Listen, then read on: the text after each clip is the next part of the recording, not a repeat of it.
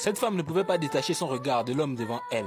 Elle voulait s'approcher, mais les gardes de sécurité lui bloquèrent immédiatement le passage. Dans ce monde, les hommes sont devenus une espèce rare. 3 ans plus tôt, un virus mortel avait anéanti 99% de la population masculine. Seuls 5 hommes ont survécu. Désormais, ils portent sur leurs épaules le fardeau de repeupler l'humanité. 5 ans auparavant, Raito, le protagoniste, avait déclaré son amour à son amie d'enfance, Elisa. Il s'était promis de se retrouver dans 5 ans, mais Raito souffrait d'une maladie incurable, la sclérose cellulaire. Et pour survivre, il devait être placé en cryogénisation. Pendant ces 5 années, avant d'être endormi, il confia à Elisa un objet souvenir, puis s'endormit dans la glace. À son réveil, Raito ne vit pas Elisa, mais une jeune femme plantureuse, qui se présenta comme sa garde personnelle, Mira. Autour d'eux, les infirmières rougissaient simplement à sa présence. Après les examens, on lui annonça que sa maladie était totalement guérie. Mira lui expliqua alors tout ce qui s'était passé durant son sommeil. Un virus appelé MK avait ravagé la planète, supprimant la moitié de la population mondiale. Et surtout, presque tous les hommes. Le tueur de mâles n'avait épargné que 5 survivants atteints comme lui de la sclérose cellulaire.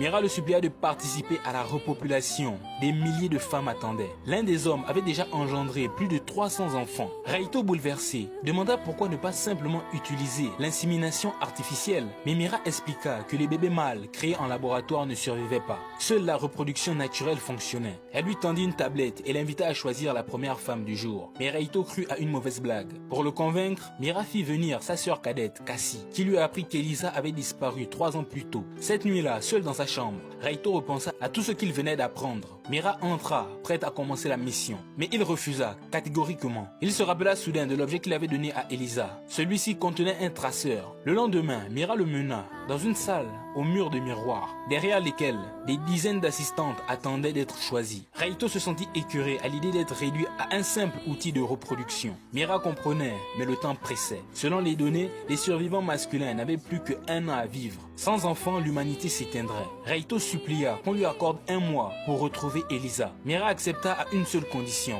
S'il échouait, il devrait engendrer des enfants chaque jour pour le bien de l'espèce.